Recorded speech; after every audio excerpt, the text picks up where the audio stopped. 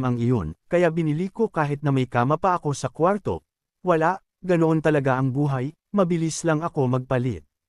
Kinagabihan, sinubukan ko agad yung kamang nabili ko, naglabas agad ako, ng tissue, at lotion.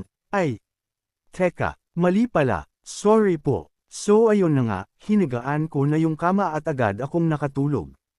Nang nasa kalagitnaan ako ng tulog, bigla akong nagising dahil may humihimas sa paa ko, nang tignan ko ay para akong naestatwa.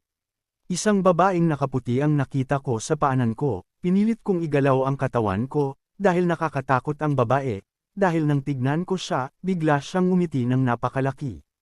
Napaihi na lang ako sa takot, teka, napaihi ako. Ay oo nga pala isa lang tong bangungot, kaya pinilit kong gumalaw para magising, at doon, nagising ako, na hindi na pala niya, ako mahal.